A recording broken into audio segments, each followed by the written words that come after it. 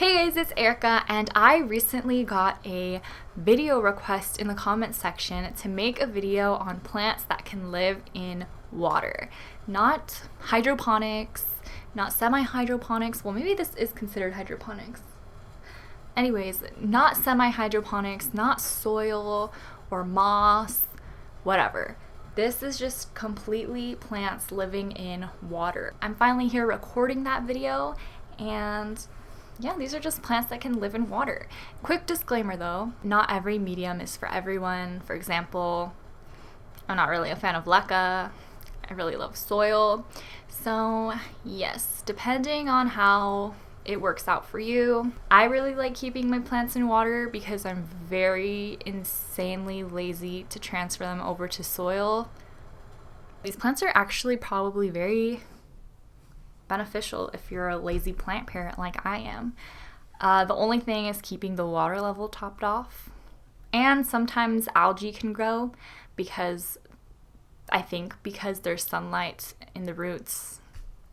Something like that. Okay guys, let's get into the video. Plants that can live in water.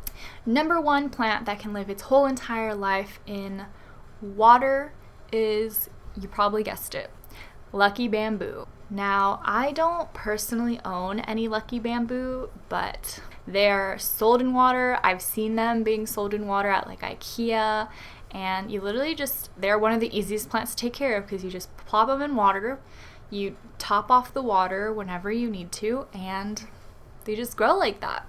So yeah, number one is lucky bamboo.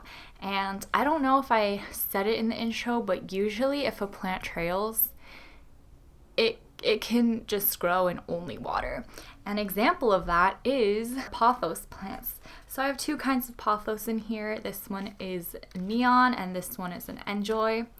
And you can tell these roots are really long, and they were originally a propagation.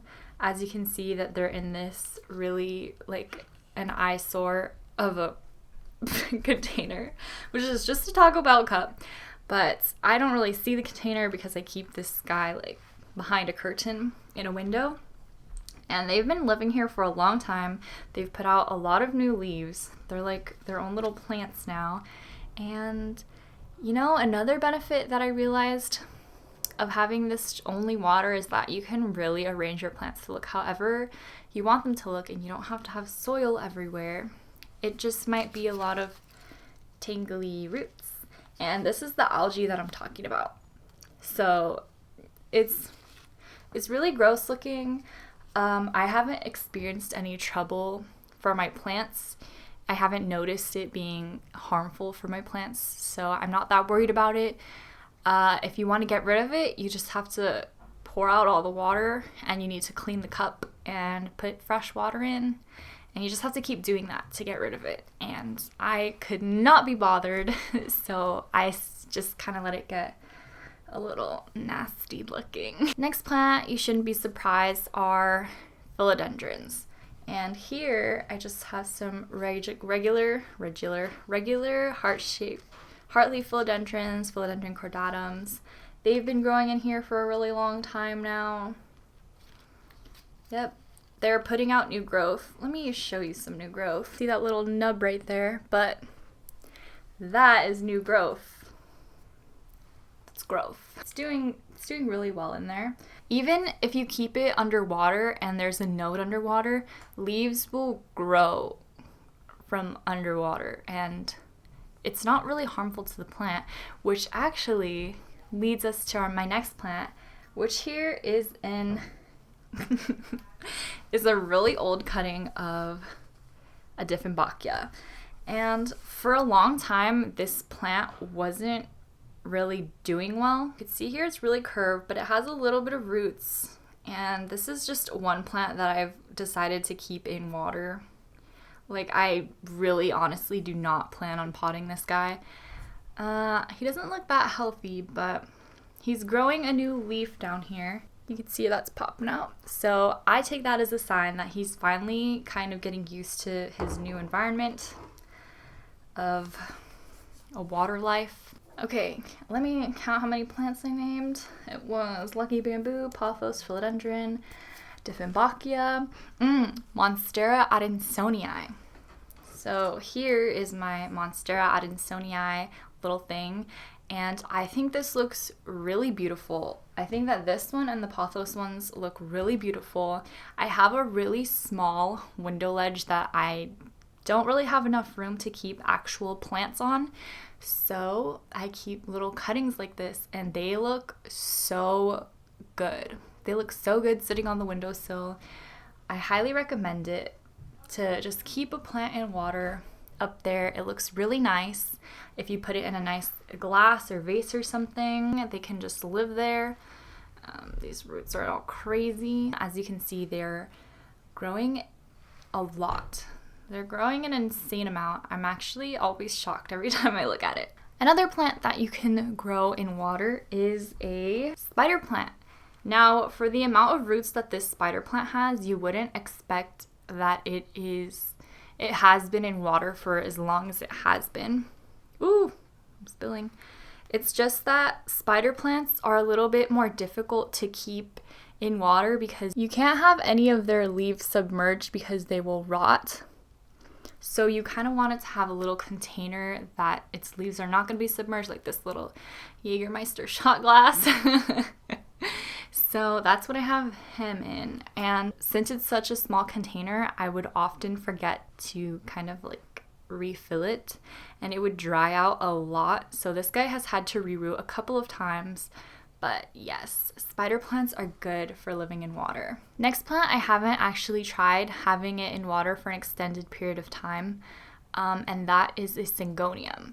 So I don't have any, examples of Syngonium to show you, but as I was doing my cross-referencing, making sure that these plants actually can survive in water, I came across Syngoniums, and since they are vining plants, I expect that they would be good candidates to be able to survive and just live and grow and spend their little lives in a glass of water. One thing that I do want to mention that is if you're going to try this, you should start off your plant that is going to live in water by cutting.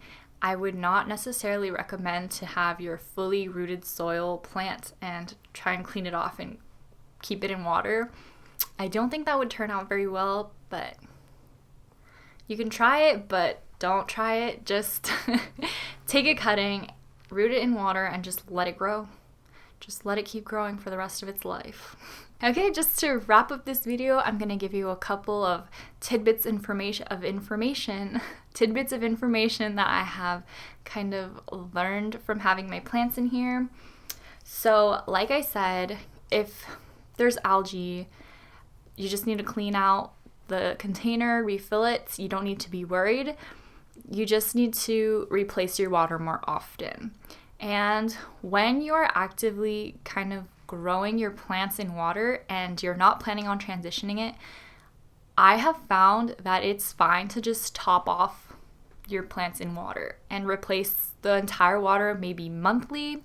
It doesn't need to be so often because that would kind of be a really big headache if your plant is going to live there forever, and it probably would just be more easy to have them grow in soil. But replace the water at least monthly, and you could just top it off the rest of the time. I would not recommend to use tap water for this, since your plants are going to be growing and taking their nutrients from water as its sole source. You could add some fertilizer maybe once a month, not too much though, since it's kind of a really small container. A really gentle fertilizer, might I add. Use filtered water or distilled water for these plants. Additionally, if you have a fish tank, you can put the plants in the fish tank, and I think that would be the best case scenario for a plant that you're going to keep in water, because they absolutely love to grow in fish tanks. And I don't have a fish tank myself, so I can't personally attest to this, but my friend has stood by it. The water from fish tanks is really good. Apparently the fish clean the roots and everything, so that is going to be the perfect situation. But other than that, keep your plants wherever you want. Just make sure they're getting enough light. You can have them in a dark container. You can have them in a light container like this. Really just your personal preference. but a light container or light translucent container makes it easier to see if there's anything going on weird in your water. So definitely keep that in mind. If you have any plants that you've been growing in water and I did not mention them, go ahead and leave them in the comments below, because we all want to hear what other plants we can just lazily top off whenever we notice them. But that is it for today's video. Thank you guys so much for watching, and I will see you next time. Bye!